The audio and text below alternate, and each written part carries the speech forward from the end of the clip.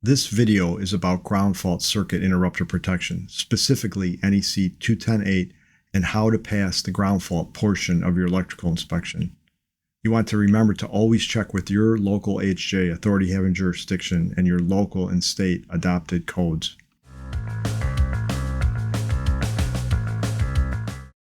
References today are being taken from the 2023 NEC National Electric Code. GFCIs are designed to protect against ground faults by monitoring imbalances between the line side or hot side and the grounded conductor side or neutral side. So when a ground fault occurs, there's going to be an imbalance of the current that's going in as opposed to the current that's leaving. So some of that current is going to be going to the ground fault. The circuitry within the GFCI is going to pick that up, and so it's going to open or trip the GFCI, so there's no longer any power on the device. This rapid operation of the GFCI is what helps to prevent severe shocks or electrocution. NEC 210.8 is all about ground fault circuit interrupter protection for personnel, and this is where the code talks about Class A protection. So GFCI devices, according to 210.8, have to be Class A listed devices. In order to be listed as a Class A GFCI device, the device has to trip within 4 to 6 milliamps when a ground fault is detected. Additionally, a Class A GFCI device will trip within 1/40th of a second if it detects a 6 milliamp or greater leakage. The concept for GFCI protection first was developed in the 1960s by a UC Berkeley professor named Charles Dalziel. What Charles Dalziel came up with was what he called the let-go threshold.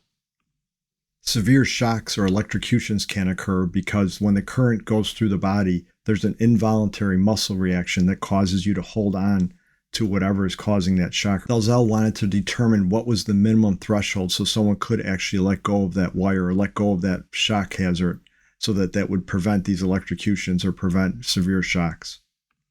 What he determined was for men, the let go threshold was 60 milliamps. For women, it was 10.5 milliamps, and this is what led to the 4 to 6 milliamp threshold that the Class A GFCI has to meet. Additionally, a UL standard was developed. UL 943 specifies the standards for GFCIs, including things like testing and documentation that have to be included in the packaging. In addition to the manual test button that's required by UL 943, they revised the standard in 2015. They also required a self-test by the unit itself, by the devices, by the breakers themselves. They now have to have a self-test feature. These GFCI devices have internal circuitry that are constantly doing internal tests to make sure that they're functioning for a ground fault condition. Some of them are doing it as much as every 15 minutes. If during the self-test, the GFCI device identifies that it can no longer function properly, it's going to do one of three things. It's going to open the circuit. There's going to be some type of an audible alarm or some type of visual alarm, or it's going to trip the device and prevent it from being reset. So the reset button or the test button is no longer going to be operable. So all of these GFCI devices are designed to fail without power, to fail so they're no longer operating. Additionally, on a normal receptacle, if you miswired the hot and neutral, you'd still have power on a normal receptacle, but the GFCI devices are designed so that if there's any kind of a miswiring between the hot and neutral, it's not going to operate. There will be no power to the device. Now, per the standard and most manufacturer recommendations, the test button or the manual test is the approved way to test for operation of a GFCI device. Pressing the test button is going to simulate an imbalance. So it's going to simulate a ground fault condition, an imbalance between the hot and neutral. In addition to the manual test button, for any downstream load-offs or any downstream devices that you might have on the GFCI or loaded off the GFCI, then you'd be able to use some type of a listed tester like the one I have pictured here. Now, obviously, a GFCI breaker is going to protect any downstream devices that are wired to that circuit.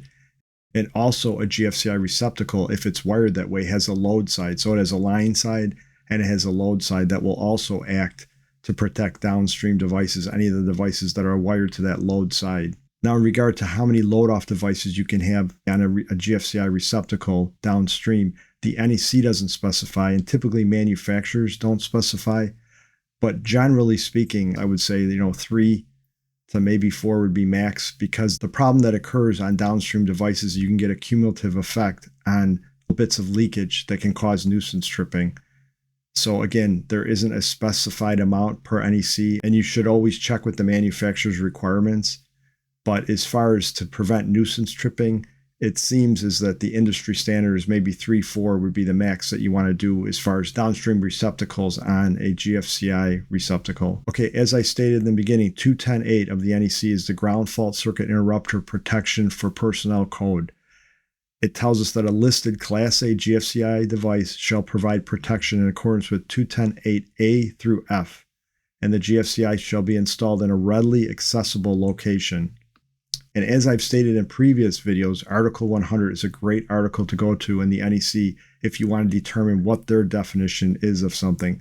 So if we go to Article 100 definitions, accessible, readily accessible, it tells us it's got to be capable of being reached quickly for operation, renewal, or inspections without requiring those to whom ready access is a requisite to take actions such as use tools other than keys, to climb over or under, to remove obstacles, or to resort to portable ladders and so forth.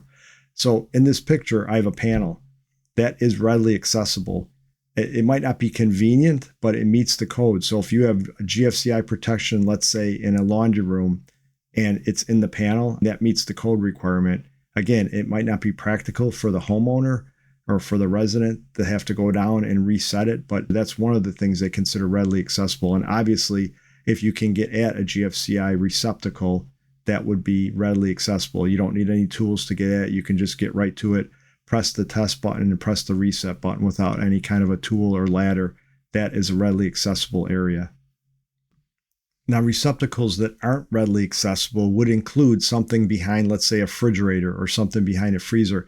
And there was some confusion with older code cycles, maybe because of the way the language is written, that I still run across today on inspections where guys will think that, let's say out in a garage, if they're putting in a freezer for somebody and it's supposed to be GFCI protected because garages require GFCI protection, they'll say, well, it's not accessible. So there was something in the code years back, and I think the code language has gotten much better now, where guys did think that if it wasn't accessible, you didn't have to put GFCI protection on it because you'd have to move the refrigerator or move the freezer or something like that.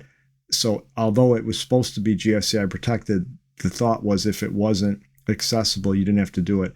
It's always been a requirement of the code since they've required GFCI and accessibility for those GFCIs that it has to be protected if it calls it out in the code. What they meant was you'd have to load it off. So obviously a breaker is going to take care of it. Or if you have something that is behind a freezer or behind some type of an appliance, it's going to have to be loaded off. So you're going to have something that's accessible that someone can reset it or test it, but it's going to need the protection either way. Okay, so if we look at 210.8A dwelling units, it tells us that all 125 volt through 250 volt receptacles installed in the following locations and supplied by a single phase branch circuit 150 volts or less to ground shall have ground fault circuit interrupter protection for personnel. So taking the first half of the list here, 210.8A1 through A7, it tells us bathrooms, garages, and also accessory buildings that have a floor located at or below grade level, not intended as a habitable room and limited to storage areas, work areas, and areas of similar use.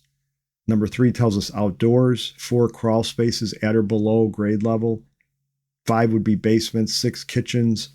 7 areas with sinks and permanent food preparation. Okay, if we look at A1 bathrooms, within 3 feet of the bowl, you have to have a GFCI receptacle. Bathrooms have to be GFCI protected, but 210.52D is another section of the code that we have to go to, which tells us that within 3 feet of the sink or of the bowl, you need a receptacle. And then 210.8A1 tells us it has to be GFCI protected because it's in a bathroom. Okay, and also I bring up, because this is something that comes up on inspections, this is getting away from GFCIs a little bit, but section 210.11C3 requires that receptacle be 20 amps. So if it's serving the bathroom, it has to be a 20 amp receptacle. And this is the thing that comes up on inspections sometimes. If it's a 20 amp receptacle and you're using that same circuit to supply another bathroom and you're just feeding the receptacles, that's fine. The code does allow it. It's maybe not practical in today's day with hair dryers and curling irons, but you can't have lighting off that same circuit. Okay, A2 is GFCI protection for garages. So if we look at that, garages and also accessory buildings that have a floor located at or below grade level, not intended as habitable rooms and limited to storage areas, work areas, and areas of similar use. All 125 volt through 250 volt receptacles have to be GFCI protected. So this might be car chargers or something else that you have out in the garage that's 250. All single-phase receptacles installed in garages must have GFCI protection. And I have this picture here with the garage door opener. So for garages, oftentimes on inspections, I'll find that they didn't GFCI the opener.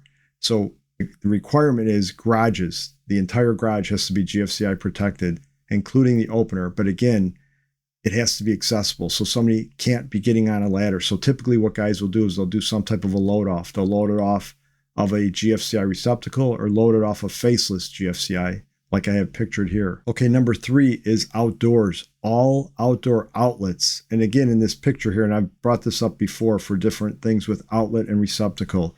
A receptacle is or may be attached to an outlet, but an outlet is what you see in this picture. It's where wires are coming out of. So if wires are coming out, that is an outlet.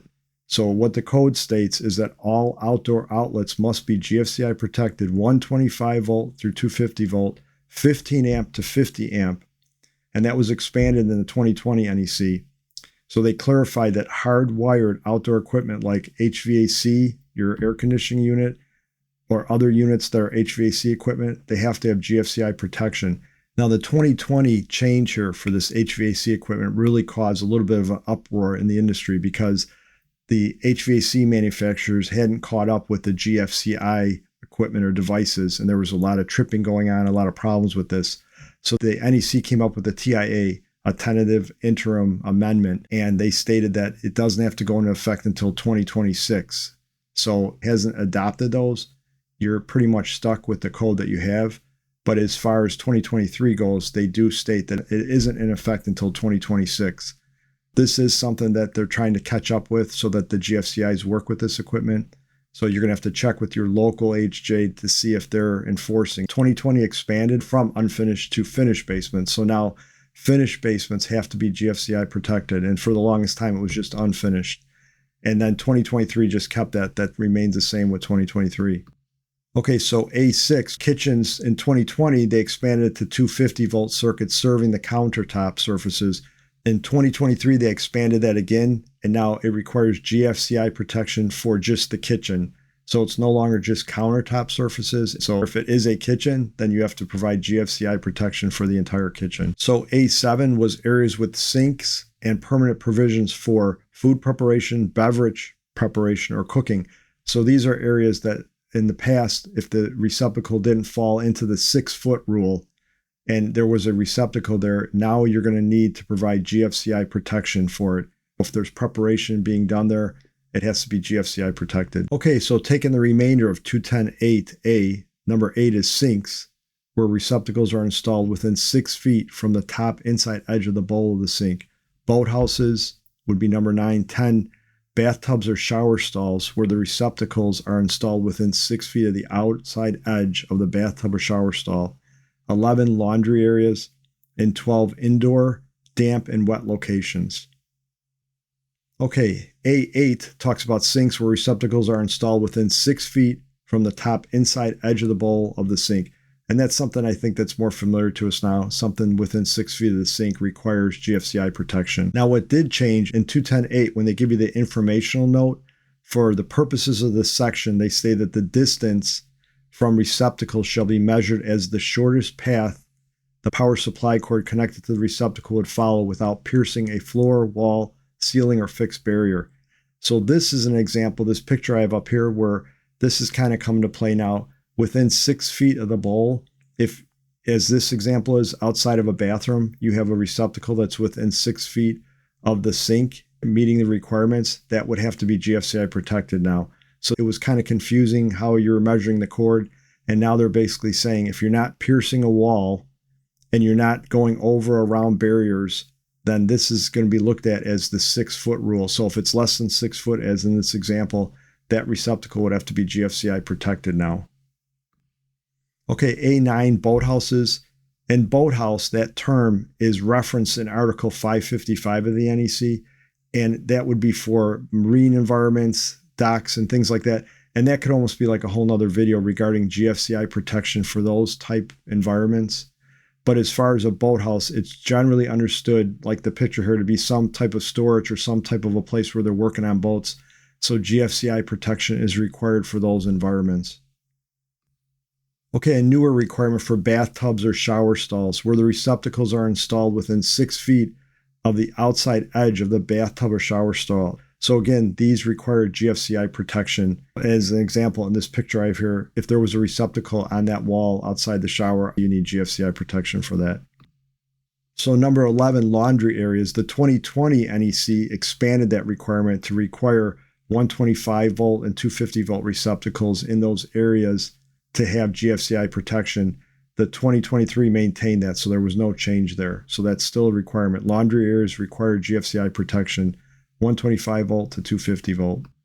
And again, indoor and damp wet areas, 2020 expanded that to the 125 volt and 250 volt receptacles. There was no change in 23. So if we go to Article 100, location, damp location, locations protected from weather and not subject to saturation with water or other liquids, but subject to moderate degrees of moisture. Location, wet location, a location that is one or more of the following: unprotected, exposed to weather, subject to saturation with water or other liquids, underground or in concrete slabs or masonry, or direct contact with the earth. So if you look at a damp location, that's something, again, it's probably a mudroom is something that's been brought up before. And if the mudroom, if you feel that it's a damp location, then it should be GFCI protected. Right now, the NEC doesn't call it out. They don't have a definition for that. But in future cycles, you're probably going to see that requiring GFCI protection. Okay, 210.8b, other than dwelling units. So all 125 volt through 250 volt receptacles supplied by single-phase branch circuits rated 150 volts or less to ground, 50 amps or less, and all receptacles supplied by three-phase branch circuits rated 150 volts or less to ground, 100 amperes or less, installed in the following locations shall be provided with GFCI protection. And this is something that comes up. This might be common sense, but this has come up before as kind of some confusion. The code language is getting a lot clearer now because they're saying 125 through 250 volts. But if you look at this picture I have up here, it's a single-phase panel. I have a two-pole, 250 volt breaker.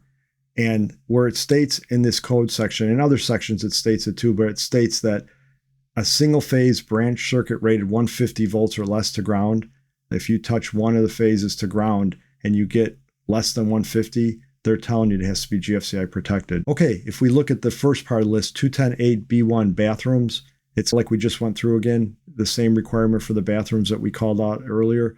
Kitchens, areas with sinks, and permanent provisions for food preparation, beverage preparation, or cooking.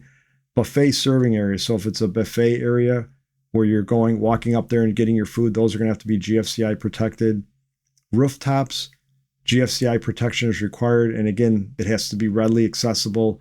So it has to be something that you don't need any kind of equipment to reach the GFCI protection for it. Outdoors, it requires GFCI protection. Sinks where receptacles or cord and plug connected fixed or stationary appliances are installed within 6 feet from the top inside edge of the bowl of the sink. So it has to be GFCI protected. Okay, the second part of that list, so 210.8b8, indoor or damp wet locations, similar to what we talked about. Locker rooms with associated showering facilities, those have to be GFCI protected.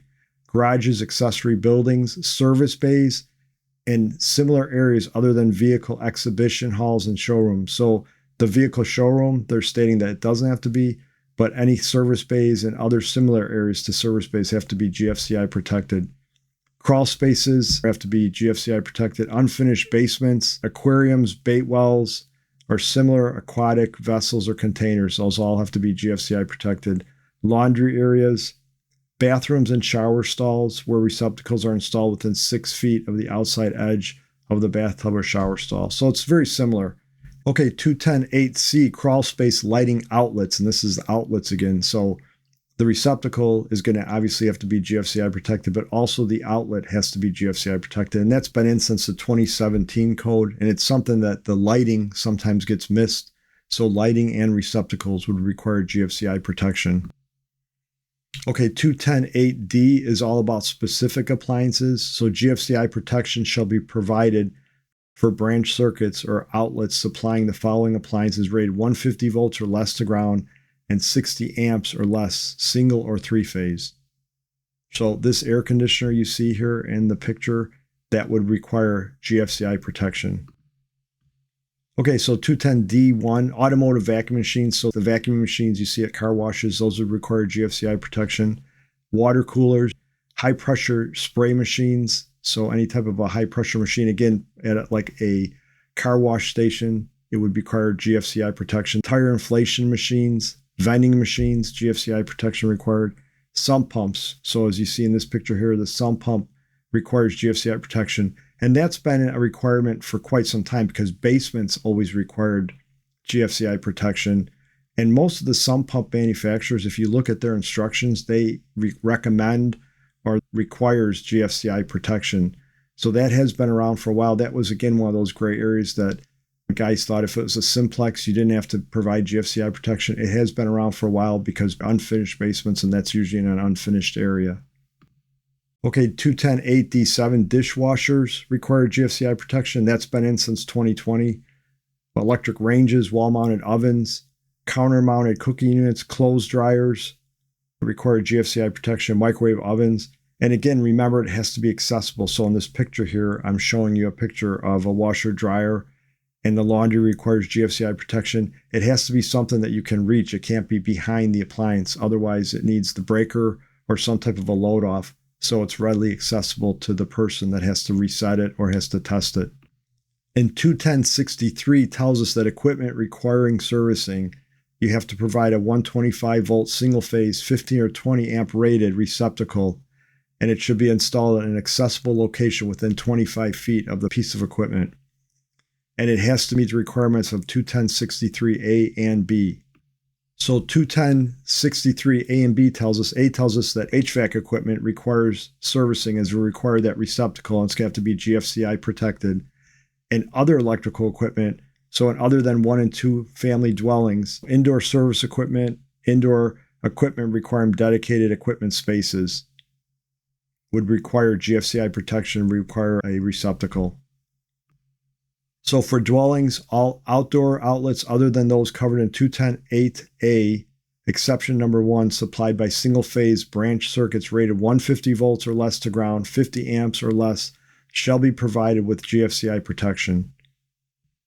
So garages that have floors located at or below grade level, accessory buildings, and boathouses.